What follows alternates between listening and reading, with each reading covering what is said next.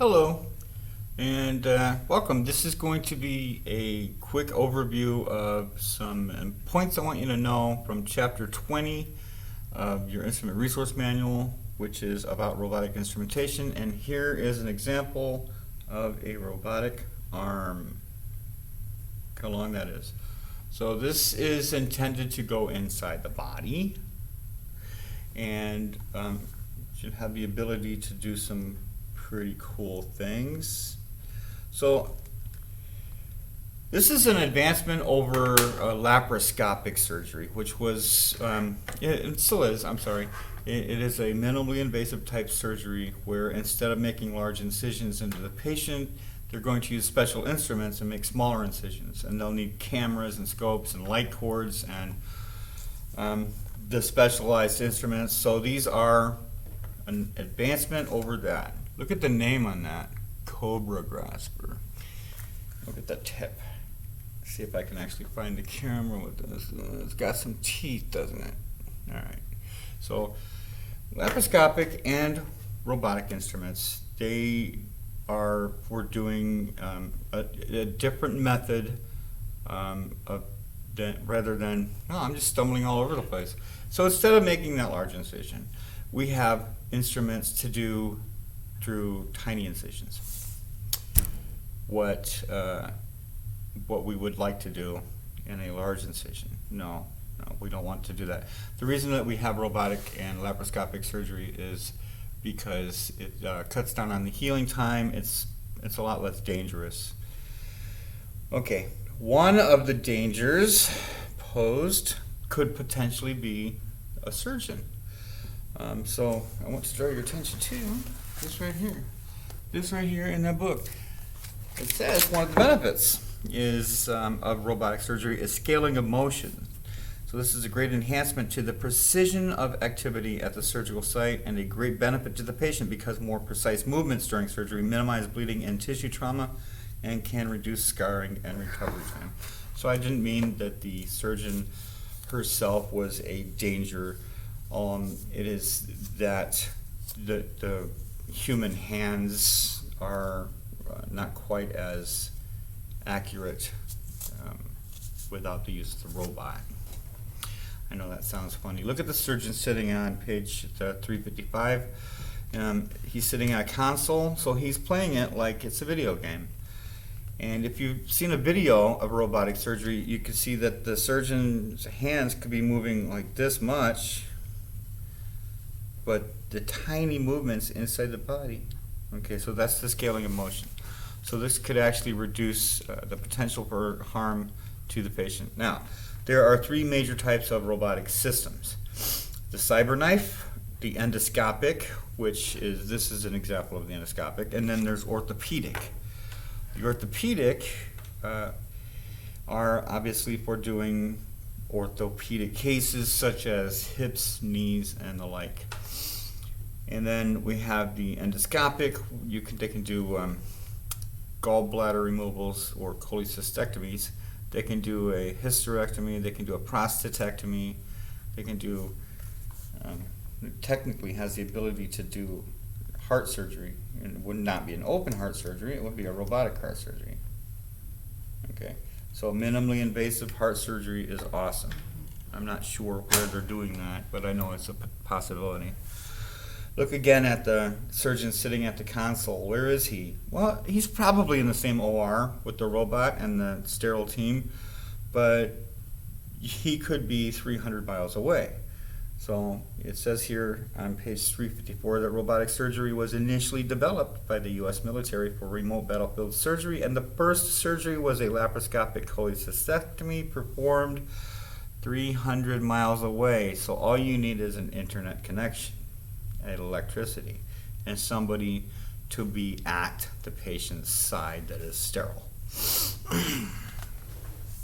Okay, so the orthopedic, the endoscopic, there is one more. It's called the CyberKnife. I've never seen this system, and that makes sense because this is not for surgeries. It is for treating tumors with focused radiation. So there are no knives that go with this robotic system. Okay, endoscopic instrumentation. This is very difficult to clean. It's very time consuming to clean, and yes, I did say difficult. If you're not paying attention, you could harm the patient. So that's true of all of the instruments though, isn't it? Real quick, I just want you to turn to page 359, but we're going to go back to where we were. Look at the picture on the bottom. Now, all those red arrows on 359, where it says pointing to black specks, and it says this is soil, that is blood, body fat, whatever else, and it's black, which tells me that it was actually left on there and then sterilized with that soil on the instrument. That's why it's black. So this is very bad. Make sure that you have tools for inspection. Make sure that you're cleaning these according to instructions for use, and you have tools to inspect to make sure that they've been properly cleaned. It shows the pulleys and cables in there. Those are difficult to reach areas. You need a nylon brush, you need time, you need attention, and there are other specialized instruments like an ultrasonic system that is capable of hooking up to flush through these ports. Speaking of the flush ports, we'll get back to those later. Okay, there is a endoscopic lens, a scope, and if you want to see a picture of a scope, they're probably about as long as this, but they're much more fragile and breakable. Picture on page 356 shows two scopes in an appropriate container. They're held into place. Once the lid goes onto that, they're secure from much inadvertent damage. Of course, they could still be very badly damaged if they were dropped on the floor or something like that. Accidents do happen. These scopes, like the other smaller versions of scopes that are for laparoscopic or arthroscopic, it is just a thin metal tube filled with glass rods and some glass fibers for carrying the light. Very delicate. If you just smacked it on the edge of a counter or something, you could put a ding in there, you could break lenses. So these things are to be handled with care at all times. And then they have some bullet points on 355 about how to care for lenses. So you're going to want to make sure that you carefully check the entire scope for damage before you start cleaning it. Make sure that you clean the outside of the endoscope. There's no way to clean the inside unless there is, in which case you would follow the instructions for use to clean the inside. I haven't seen absolutely everything that's going on out there, and I haven't been in the field for 4 years. I know some things have changed with robots. They're now on a new advancement of the system. This was the S. I think they're on the XI now. But that doesn't mean anything. But it is a different system. So it's going to have similar but different instructions for use as far as cleaning and probably sterilization. Okay, obviously it says rinse, dry, carefully inspect to make sure that you've cleaned everything right, and when you're packing it, make sure it's in an approved container. Voila, we have the approved container on page 356. I actually have 2 of these in our lab. Okay. Here's an interesting thing. It says here under cleaning on page 356 that each instrument may take as long as 45 minutes to clean. So if you have 8 instruments, the 8 of these robotic arms in a set, that would take you an entire shift. So I'd hate to dispute the book. I want you to remember that the book says this. However, this is about how long it takes to clean a whole set. But there is a lot of detail. Now, on page 357, it shows you the flush ports. If you're fortunate, you'll be working in a hospital. If they're doing robotics, you'll be working in a hospital that has an ultrasonic that is dedicated and has special cycles in it for these robotic arms, in which you just hook up the flush flush port to that, or hook up the hose to the flush port and onward, then you'll need to be properly trained on how to use that machine. But that's not really an issue. Then it shows the bottom of the housing. Awesome. Those are the little discs that when you turn them, they make the ends move. What's happening in here is there's a system of pulleys and cables. Some of the oldest technology known to man. Probably how they built the pyramids, right? It's just with pulleys and cables. Okay. So those cables wrap around the pulleys, and then the cables go through here. And what else can go through there? During a surgery, this can get blood in it. So blood gets pushed up into here. And I've seen blood come out up here when you flush the box. So blood can't get all the way up into there. These are actually semi-disposable. Actually, they're not semi-disposable. Let me rephrase that. I'm not sure what the correct term, yeah, I had a neck itch. The correct term would probably be, they have a lifespan. So this might have a 20 cycles through lifespan. And then the last time they hook it up to the robot, the robot machine would tell them, hey, this is the last time we can use this one. I don't know if you can see it, but there's actually a chip inside there that has a unique identifier that belongs to this arm and this arm only. And it communicates with the computer of the robot. Okay. On some of these, there's actually a third flush port, not on this one, but with the single incision instruments, there's a third flush port. If you're looking at page 358, these are the kind of things you need to look for. You need to be familiar with the types of instruments that you're using, and don't just assume that because this is how you did the blue ones, that the white ones are the same way. They may be different. And then there's a flush hose in the picture on 358 on the bottom. This is just a hose that you can use for flushing through the ports. Very, very basic.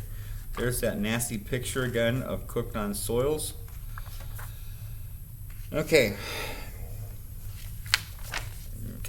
On page 360, so there is a Da Vinci S Maryland bipolar forceps. That is just like a tiny, tiny cryo.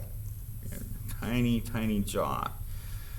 Meant to go into a tiny hole in the body. And when the surgeon is operating it, what she sees is going to be a great big picture of what's happening inside the body on a small scale. Now, there are a variety of instruments. There's even something called a DeBakey forceps. Have you ever heard of that? There's several different types of scissors. There are hook scissors. There are these that would look like the very small, I'm going to compare them to a Metzenbaum because they're just sort of like the basic dissecting scissors for a robotic case. They're not called Metzenbaum, but these DeBakey forceps, they literally do have the DeBakey serrations on them, the DeBakey vascular serrations. And here's the Maryland on page 362. It kind of resembles a cryo or a mosquito. Then there's a PK dissector. And there's needle holders. This one on the bottom picture is literally just called a large needle holder. So all of these instruments have several things in common. They're complex, they're difficult to clean, they're time consuming to clean. If something has a bipolar on it, like many of the scissors do, not bipolar, monopolar cautery connection, this means that if they use it for cutting using electricity, is going to actually leave cooked on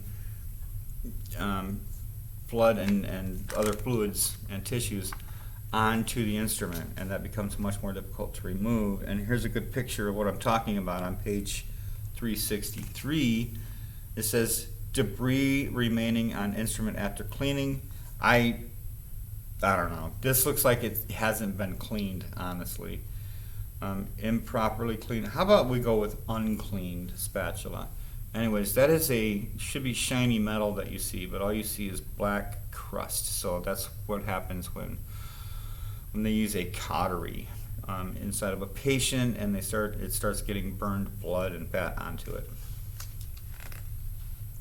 Here's something fascinating.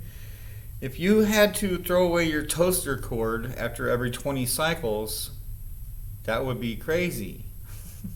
But the monopolar cords or bipolar cords that we use to run these cauteries on these devices have a lifespan usually of about 20 uses. So you would want to make sure you're going by the instructions for use. Things do change. Just because it was 20 uses when I was out there in the field doesn't mean it still is. Things change, instructions for use are updated, new products come onto the market, and then people start buying them. All right. The orthopedic robot system is, it used to be one of my favorites until they stopped using it. We had it on a trial basis. It was a very interesting robot system. I actually liked putting those instruments up.